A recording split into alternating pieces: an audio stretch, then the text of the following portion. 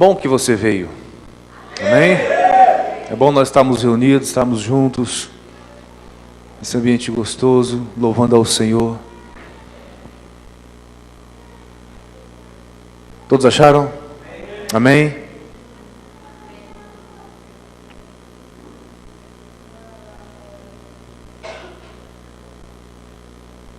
Mateus no capítulo 8, a partir do versículo 18, diz o seguinte: vendo Jesus muita gente ao seu redor, ordenou que passassem para a outra margem. Então, aproximando-se dele, um escriba disse-lhe: Mestre, seguir-te-ei para onde quer que fores.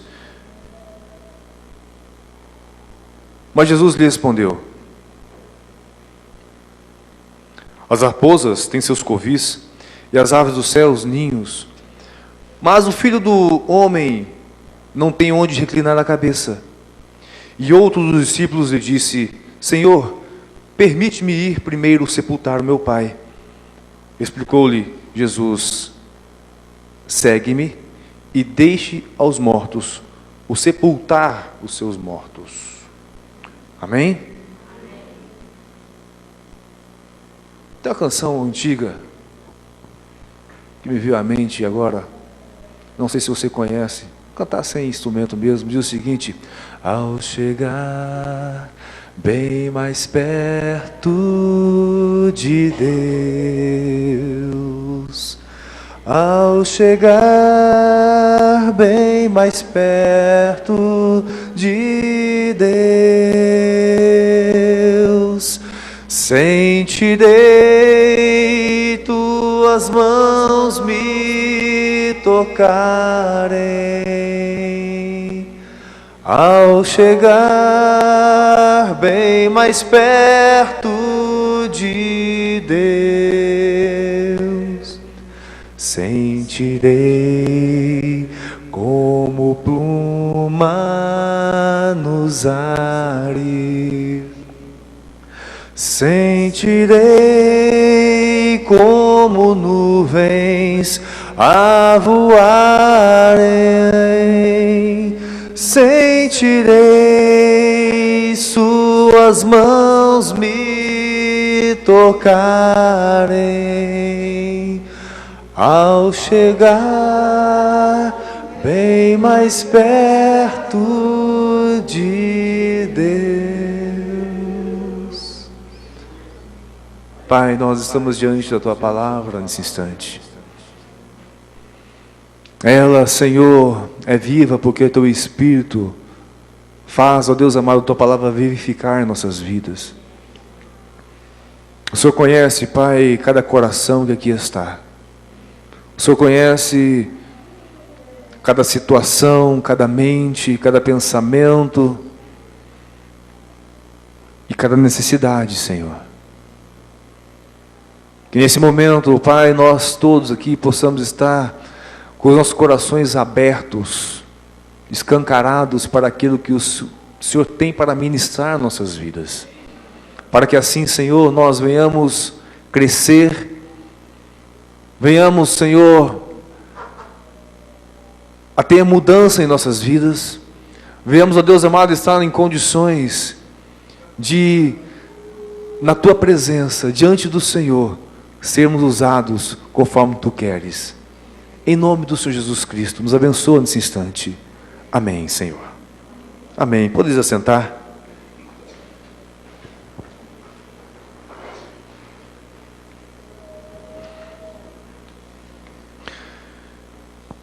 Jesus estava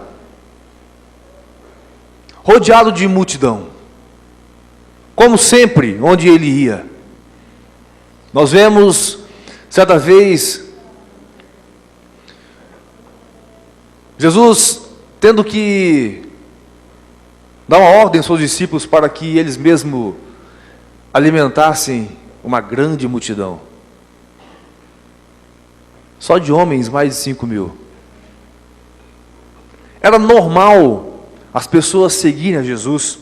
E nós vimos, nessa leitura que nós fizemos, aqui no versículo 18, que mais uma vez Jesus tinha muita gente ao seu redor, e ele ordenou que passasse para outra margem do lago. Fala assim: Jesus passou para outra margem do lago. E muita gente não o seguiu. Natural, né? Quantos tinham barcos naquele instante? Se você continuar a leitura, você vai ver que naquela travessia há um momento que o mar se fica revolto. E não só o barco dos discípulos de Jesus estavam atravessando. E a Bíblia relata de outros barcos também vindo. Muita gente que conseguiu foi seguir Jesus. Amém? Muito bem. O Dr. Lucas, lá no capítulo 9, ele traz um relato semelhante desse texto.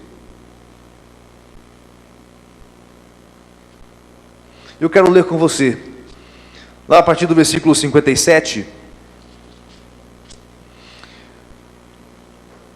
Diz o seguinte: indo eles caminho fora, alguém lhe disse. Na verdade não é um relato parecido com esse, mas que fala sobre seguir Jesus. Seguir-te-ei onde quer que fores. Mas Jesus respondeu: as raposas, os corvis dos céus, as raposas têm os seus corvis, as aves dos céus os seus ninhos, mas o Filho do Homem não tem onde reclinar a cabeça. O outro disse: segue-me. A outro disse: segue-me. Ele, porém, respondeu: permite-me primeiro sepultar o meu pai. Na verdade, o mesmo texto que nós lemos lá de Mateus. Mas Jesus insistiu: deixa os mortos sepultar os seus mortos, tu, porém, vai e prega o reino de Deus. Outro lhe disse: seguir-te-ei, Senhor, mas deixe-me primeiro despedir-me de casa. Mas Jesus lhe replicou: ninguém que, tendo posto a mão no arado, olha para trás, é apto para o reino de Deus. Amém? Nós temos aqui duas pessoas que recebem do Senhor Jesus. Num deles um convite para seguir, o outro uma predisposição em seguir. Quem aqui está seguindo Jesus? Amém. Quantos aqui são discípulos? Amém. Quantos aqui são discipuladores? Amém. Amém. Você é discípulo? Amém. Você é um seguidor de Jesus? Amém.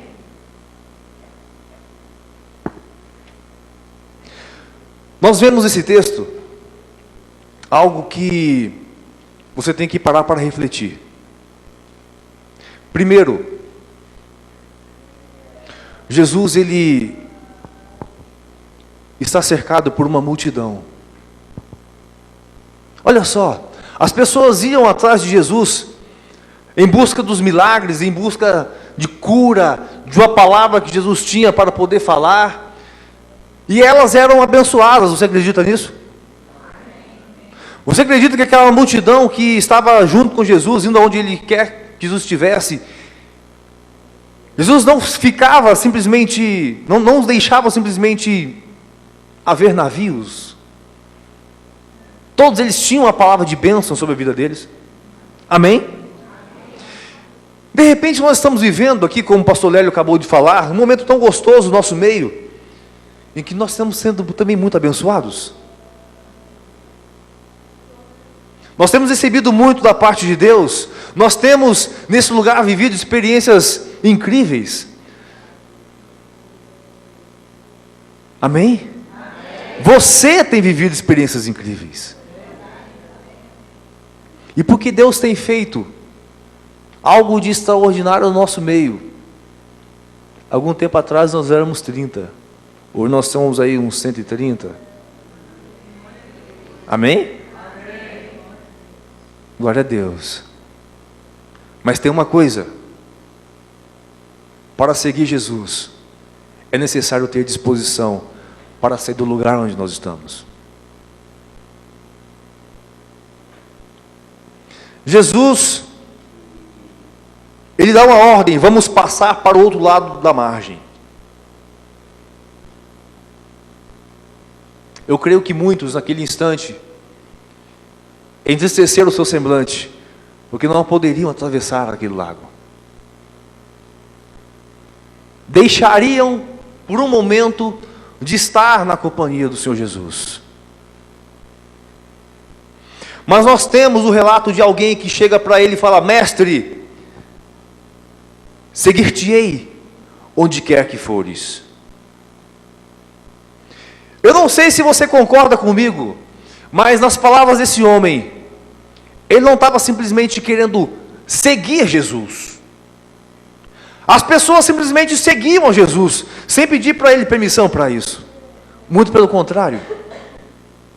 Às vezes Jesus tinha que fugir, muitas aspas nesse fugir, para poder estar no momento de, vamos dizer assim, solidão também com aspas. Momento dele, para que ele pudesse ter o momento dele com o Pai, o momento dele com os discípulos, sem que houvesse muita gente ao lado dele querendo as coisas. As pessoas simplesmente seguiam, não podiam saber da presença de Jesus em um determinado local, que todos corriam para lá. Mas esse homem chega para ele e fala assim: mestre, eu vou te seguir. Eu entendo que esse seguir, ele estava falando para o Senhor: eu vou ser o seu discípulo. Quantos discípulos Jesus teve? Jesus chamou para ser aqueles mais chegados, a quem depois foi nomeados de apóstolos, chamou 12. Mas discípulos, Jesus tinha muitos. Tinha muitos. Numa das comissões, Jesus manda 70 dos seus discípulos. Nós vemos lá no livro de Atos, depois que Judas se aparta, traz Jesus, se mata, Matias entra no lugar de Judas para ser um dos 12 apóstolos, mas tinha que ter como pré-requisito aqueles que seguiam, que eram também dos seus discípulos. O próprio Lucas, que escreve o Evangelho e escreve Atos, ele não era um dos apóstolos, mas ele era um dos discípulos. Estava junto com Jesus o tempo todo. E depois passou a estar junto com Paulo nas suas viagens. Discípulos como eu, como você, interessados em estar na presença do Senhor, interessados em aprender com o Senhor. Amém? Por isso que eu acho que ele não queria simplesmente seguir. Esse seguir-te-ei foi no sentido de: Jesus, vou colar contigo e você é um dos seus. Quantos têm estado no nosso meio? Ouvem falar do Senhor Jesus, veem as maravilhas manifestas pelo poder do Espírito nesses dias, são alvos das bênçãos do Senhor Jesus, até mesmo recebe o convite: segue-me, e tem no seu coração a predisposição de seguir o Senhor Jesus. Não simplesmente seguir, mas ser um discípulo, ser um representante. O problema é que nós não podemos seguir a Jesus e manter certas tradições que nos impedem de viver aquilo que Deus tem para as nossas vidas. A pergunta é: você é verdadeiramente um discípulo? E aqui eu coloco não como sendo, não, porque eu sou discípulo, estou sendo discipulado pelo fulano, pela irmã ciclana. Não, não é isso. Você é discípulo do Senhor Jesus, Ou ainda existem coisas que te prendem e te impedem de estar do lado dele para fazer o que ele fez e te ordena nesses dias? O que acontece? Para seguirmos a Jesus, nós precisamos sair do lugar onde nós nos encontramos, do lugar muitas vezes de conforto. Abraão precisou deixar o conforto da sua casa, da sua parentela, lá em Ur dos Caldeus, para obedecer uma voz do Senhor. Vai para uma terra que você nem sabe onde é que é ainda, eu vou te mostrar. Passar para o outro lado da margem do lago, para seguir o Senhor Jesus, para estar com Ele, implica em enfrentar desafios. De repente, o Senhor Jesus está te convidando para segui-lo, e existe um lago que Ele vai atravessar. Lago implica em desafios. Você não sabe o que vai encontrar. A água pode estar parada por conta da falta de vento, mas daqui a pouco, quando começar a transposição, você não sabe o que vai encontrar. Superar desafios, superar medos. Quantos têm simplesmente negligenciado convites do Senhor, chamados de Deus para a sua vida por conta de medo? Ah, não, eu tenho medo de enfrentar isso, vou ficar quieto, parado no meu canto, apenas sendo um seguidor. Quanto nesses dias tem simplesmente negligenciado aquilo que Deus colocou para ele como projeto de vida? Não, eu, pastor, deixa isso para quem já está acostumado a ser. É muito trabalhoso, tem que ficar ouvindo o problema dos outros. Não, o que? Missionário? Enfrentar uma outra cultura? Não, deixa isso para outra pessoa. Eu estou muito bem onde eu estou. Não preciso de sarna para me coçar.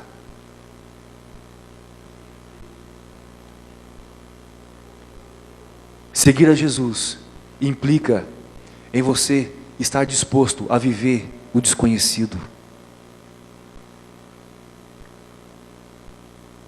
Jesus, ele vai atravessar o lago. Aquele homem falou assim: mestre, eu vou te seguir. O problema é que muitos preferem a firmeza da terra seca. Muitos preferem a segurança daquilo que já está acostumado a fazer, a viver. Muitos preferem a segurança de simplesmente ser guiado, simplesmente ser conduzido. É muito fácil nós conduzirmos, nós não sermos conduzidos. Não temos responsabilidades. Acontece, igreja, que você foi chamada para liderar uma geração nesta geração.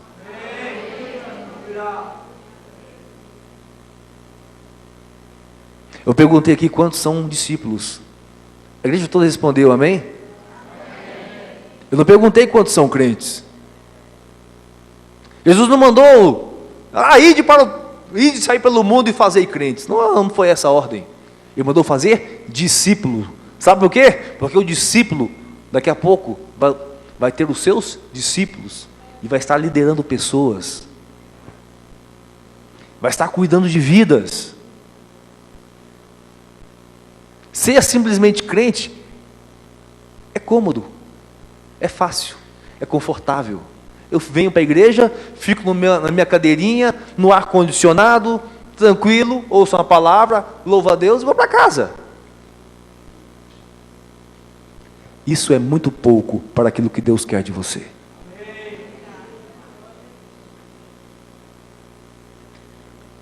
Você quer seguir a Jesus? Não simplesmente como um seguidor, mas como um discípulo? Então, tenha no seu coração a predisposição de viver aquilo que Deus tem para você viver.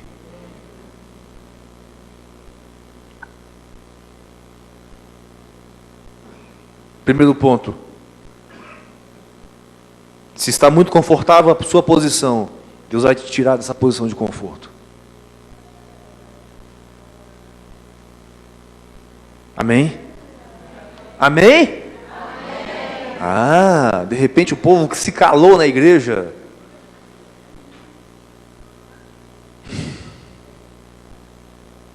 Enfrentar o lago é estar sujeito a tempestades, queridos. Aí quem não navega se exime de correr os riscos do naufrágio, mas também, em compensação, nunca vai saber o que é ter Jesus no barco. Você quer seguir Jesus? Esteja pronto a pedir socorro para Ele, porque o barco, às vezes, vai estar querendo afundar. Outra coisa para nós seguirmos a Jesus: nada pode nos prender. Existe alguma coisa te prendendo? Hein? Versículos 19, lá de Mateus 8. Esse homem, no versículo 19, ele mostra para Jesus uma intenção, uma vontade de querer segui-lo, da forma como eu entendo, de querer ser discípulo desse mestre. Jesus, ele fala para ele algo interessante: olha só, meu filho, você quer me seguir? Você tem certeza? Está disposto a viver o que eu vivo? Eu não tenho nem sequer onde encostar na minha cabeça.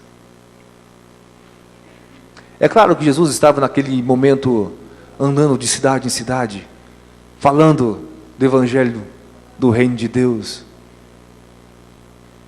Todos os discípulos de Jesus estavam com ele fazendo a mesma coisa. Falou: não, vou contigo, quero te seguir, mas primeiro deixa eu sepultar o meu pai. E se eu te disser que o pai desse homem ainda não estava morto? Ninguém que tivesse ali um parente morto estaria do lado de Jesus querendo seguir antes de enterrar o seu pai. Quando muito correria para ele, fala assim: Senhor, faz alguma coisa. De repente eu vi o que o Senhor fez lá com Lázaro. Ressuscita meu pai. O pai desse homem não estava morto. O que ele estava falando para o Senhor Jesus é o seguinte: eu quero ser o seu discípulo, mas primeiro deixa eu ter os dias com meu pai enquanto ele viver sobre a terra. E não é isso que Deus espera de mim nem de você. Que nós estejamos atrelados, atados, acorrentados a prisões sentimentais,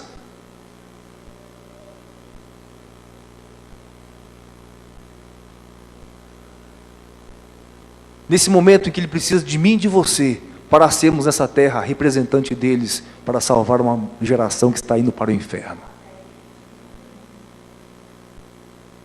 Entenda uma coisa: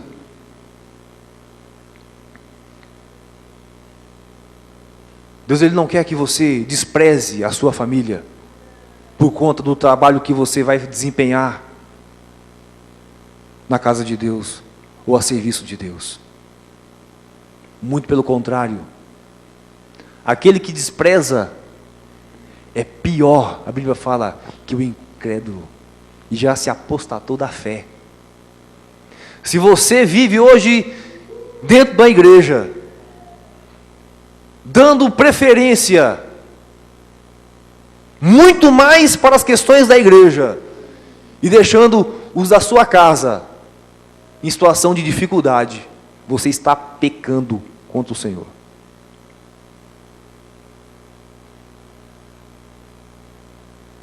Quando Jesus disse: deixa os mortos sepultar os seus mortos, Ele estava falando: olha só, a sua missão é me seguir.